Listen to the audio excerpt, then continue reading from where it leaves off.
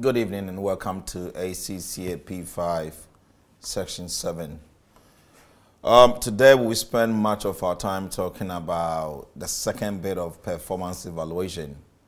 I think we spoke about performance evaluation earlier in the syllabus and we dealt with the financial elements. Today, with our performance evaluation, we'll be talking about those non-financial performance indicators. And like I said last week, there's always a question from this part of the syllabus, so we will actually take our time to go through almost everything that the syllabus requires us to know, and we'll see how it goes. So let's see if we can have a very good evening. So let's start by looking at performance measures. See, there are types of performance measures here. A type of performance measures. Two types. We do have the quantitative elements, and we also do have the qualitative measures. When we spoke earlier about performance evaluation, I think we spoke most of our time talking about the quantitative elements. We spoke about the ROI, the EVA. We spoke about the profit measures. We spoke about those liquidity measures and all those. All of these normally falls under the quantitative measures. So as most of these quantitative here are numerical. They are numerical, and most often than not, they are financial in nature. Most often they are financial in nature. So we said that, so they deal with things like cost, profitability, liquidity, and what have you. But then when we look at the qualitative measures here, I said the qualitative measures here are most often non-numerical. They are not numerical, but they are actually supported by numerical data. By numerical data here. So for example, if I want to look at a situation whereby I'm looking at absenteeism, absenteeism might not have any financial measure about that. But then if I'm looking at it, if my employees are always calling in sick, then it means that something might be very, very wrong. So to assess whether my employees are happy with work, I can use the percentage of absenteeism or staff turnover to indicate if they are okay with the services or they are okay with the conditions at work. These are more of qualitative measures, and these are the best that we'll be looking at tonight.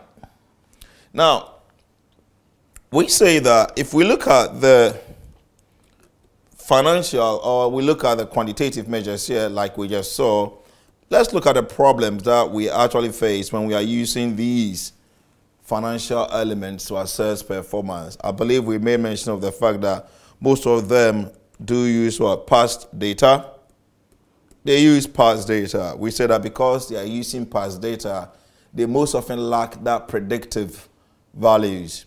We also say that because it is more of what? Past data, it creates the notion of myopia here, which is short-sightedness or short-termism.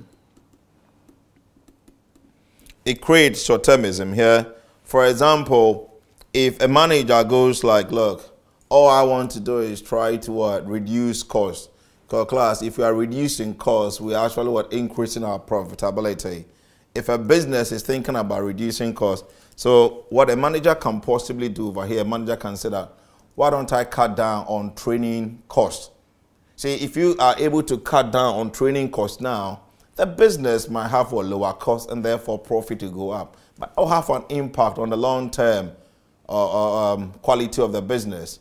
For example, some managers will also cut down quality control costs, because quality control costs, they don't see the effect of we incurring so much cost on quality control. But class, if you cut costs on quality control, what happens to your business in the long term? The output can be affected, it can affect the image, and that can affect the company's going concern. These are things that actually comes up when we are using financial performance measures. So what we say here is that these and most of the things that comes up has made a lot of company move into looking at using non-financial performance indicators. There are three main reasons why there's been so much growing emphasis on the use of non-financial performance indicators. Let's look at the three reasons here. So I'm saying that let's look at the growing emphasis on non-financial performance indicators. One of the reasons here is the changes in the competitive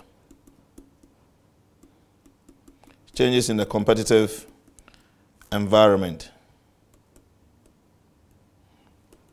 Now, these days, you realize that unlike some decades ago, whereby competition was not anywhere, if you are a business in a particular locality, you don't really have any competitor. But now, competition is everywhere. Your competitors are worldwide, and your customers are worldwide. So we would say that due to the changes in the competitive environment, it has actually brought the fact that most businesses are actually concentrating on customer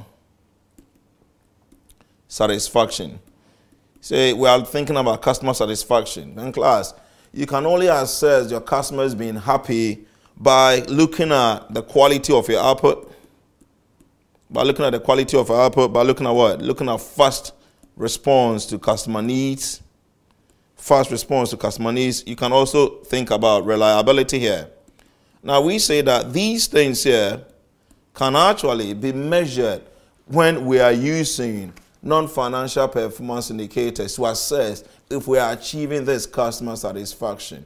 We cannot only rely on financial performance indicators to see this.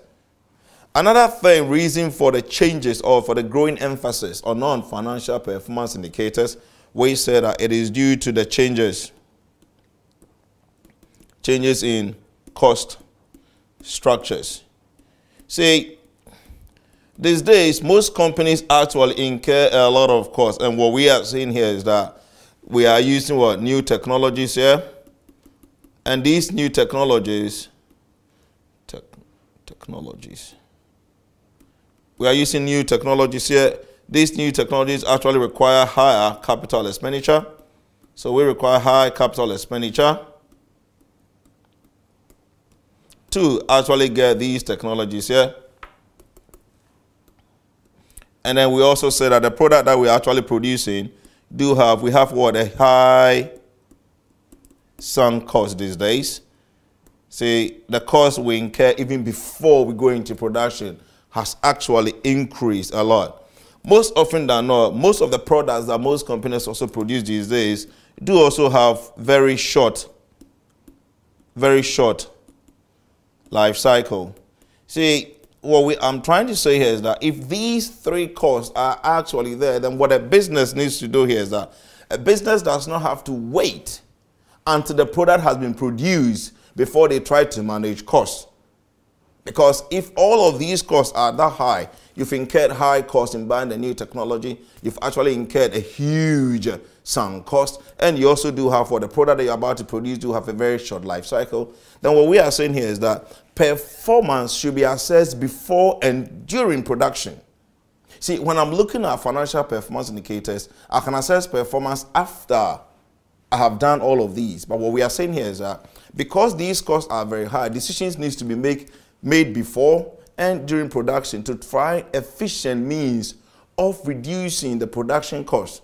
Because if your production cost also becomes high, then for you to actually make a profit, a business needs to increase the selling price or have a high profit margin, which will actually defeat the business, because we are in a very competitive market. A high selling price is not something that you really want to be thinking about. So what we say here is that because of this, performance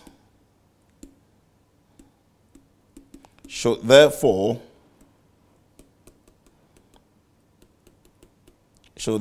be assessed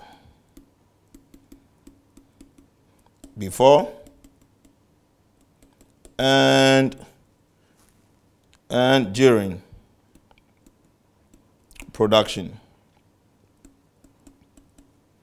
See, these are supposed to be done, and we can only assess performance before and during production purely if we are using non-financial performance indicators.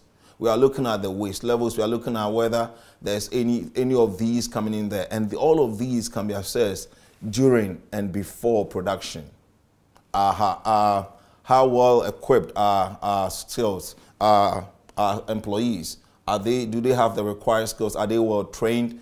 Are they gonna get us? How can we reduce the cost of reproducing defective products? All of these things need to be done at the beginning and during production, because if we don't do that and we wait until after production, the cost might be so high that we might not be able to sell the goods that we actually produce, which will actually make the company collapse.